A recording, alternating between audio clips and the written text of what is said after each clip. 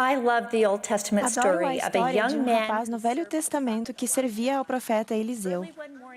Certa manhã, ele se levantou muito cedo, saiu e viu que a cidade havia sido cercada por um grande exército que pretendia destruí-los. Ele correu para alertar Eliseu, dizendo: "Ai, meu senhor, que faremos?" Eliseu respondeu: "Não temas, porque mais são os que estão conosco do que os que estão com eles."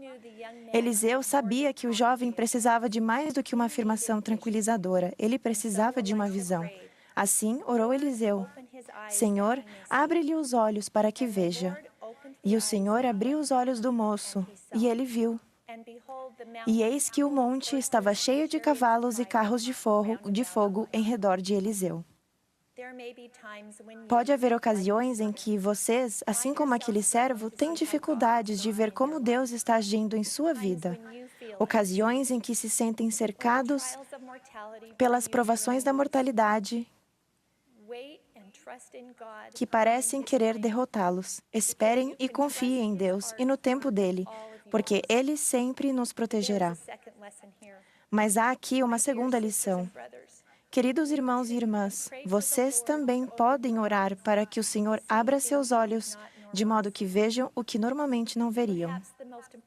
Talvez as duas coisas mais importantes que precisamos ver com clareza são quem é Deus e quem nós somos. Filhos e filhas de pais celestiais, com uma natureza divina e um destino eterno. Peçam a Deus que lhes revele essas verdades e perguntem como Ele se sente a seu respeito. Quanto mais profundamente compreenderem sua verdadeira identidade e seu propósito, mais influência isso terá sobre todas as outras coisas em sua vida. Entender como Deus nos vê prepara o caminho para vermos as pessoas como Ele as vê. O colunista David Brooks disse: "A maioria dos problemas de nossa sociedade acontece porque as pessoas não sentem que foram notadas. Há uma característica essencial na qual todos temos que melhorar, que é ver uns aos outros e ser vistos profundamente." Jesus Cristo vê as pessoas profundamente. Ele vê os indivíduos, suas necessidades e quem eles podem se tornar.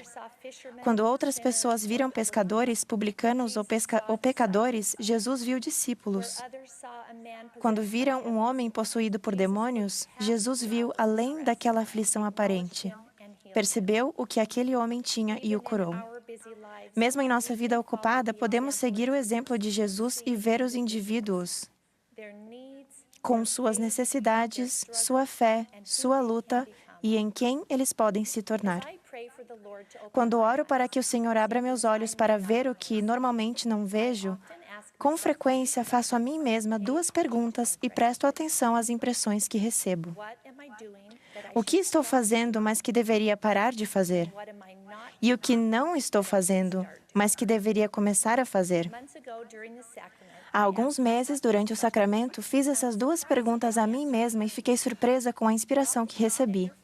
Pare de olhar o celular quando estiver em uma fila.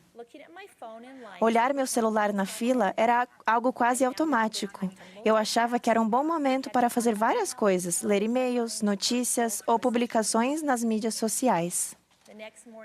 Na manhã seguinte, precisei ficar em uma longa fila no mercado. Peguei meu celular e me lembrei da impressão que recebi. Guardei o celular e olhei à minha volta. Vi na fila um senhor idoso bem na minha frente. Ele tinha em seu carrinho apenas algumas latas de comida para gatos. Senti-me um pouco sem jeito, mas falei algo muito inteligente.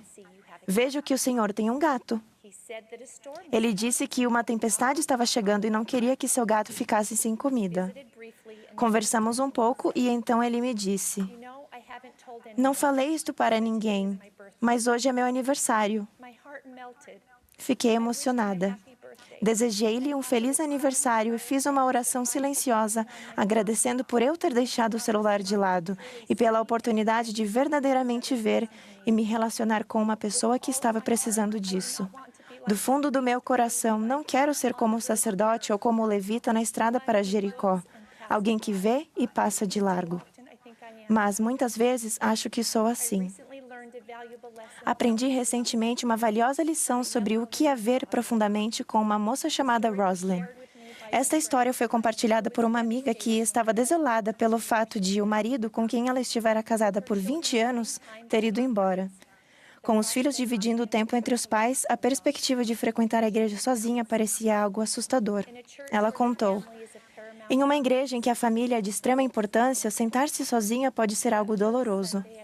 No primeiro domingo, entrei orando para que ninguém falasse comigo. Estava sendo muito difícil segurar as lágrimas. Sentei-me no lugar de sempre, esperando que ninguém notasse o quão vazio o banco estava. Uma moça virou-se e olhou para mim. Eu fingi um sorriso e ela sorriu para mim. Vi que ela estava preocupada. Orei silenciosamente para que ela não viesse conversar comigo, pois eu não tinha nada positivo para falar e sabia que ia chorar. Olhei para baixo e evitei olhar para ela. Durante a reunião, percebi que às vezes ela olhava para mim. Assim que a reunião terminou, ela veio direto ao meu encontro. Oi, Rosalind, sussurrei.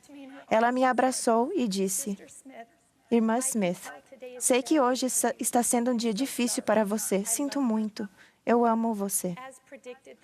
Como previsto, comecei a chorar e ela me abraçou novamente. Mas enquanto me distanciava, pensei: talvez eu consiga superar isso. Aquela adorável moça de 16 anos, com menos da metade de minha idade, veio até mim todos os domingos durante aquele ano para me abraçar e perguntar: como vai? Isso fez uma grande diferença a respeito de como eu me sentia ao ir à igreja. A verdade é que comecei a esperar por aqueles abraços. Alguém me notou. Alguém sabia que eu estava lá. Alguém se importou. Assim como todos os dons que o Pai oferece de boa vontade, ver profundamente exige que peçamos a Ele e que depois hajamos. Orem para ver as pessoas como Ele as vê, seus verdadeiros filhos e filhas com um potencial infinito e divino. Depois, hajam com amor, servindo-as e declarando, conforme inspirados, o valor e o potencial que elas têm. À medida que isso se torna um padrão em nossa vida, começamos a nos tornar verdadeiros seguidores de Jesus Cristo.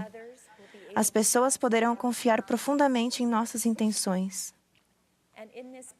E com esse padrão, também descobriremos nossa própria identidade e propósito. Minha amiga se lembrou de outra experiência enquanto se sentava sozinha naquele mesmo banco vazio, imaginando se os 20 anos de tantos esforços para se viver o Evangelho em seu lar tinham sido em vão. Ela precisava de mais do que uma afirmação tranquilizadora. Ela precisava de uma visão. Então, ela sentiu uma pergunta tocar profundamente seu coração. Por que você se esforçou tanto? Foi pela recompensa, pelos elogios ou pelo resultado desejado?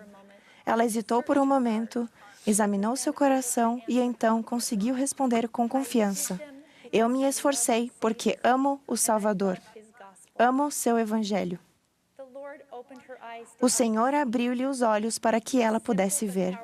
Essa simples, mas poderosa mudança de visão ajudou-a a prosseguir com fé em Cristo, a despeito de suas circunstâncias. Testifico que Jesus Cristo nos ama e que pode nos conceder olhos para ver, mesmo quando é difícil, mesmo quando estamos cansados, mesmo quando estamos sozinhos e mesmo quando os resultados não são os que esperávamos. Por meio de sua graça, Ele nos abençoará e aumentará nossa capacidade. Por meio do poder do Espírito Santo, Cristo nos permitirá ver a nós mesmos e a outras pessoas como Ele as vê. Com a ajuda dele, podemos discernir o que é mais necessário. Podemos começar a ver a mão do Senhor operando nos detalhes comuns de nossa vida. Nós veremos profundamente. E assim, naquele grande dia, quando Ele aparecer, que sejamos como Ele, porque o veremos como Ele é.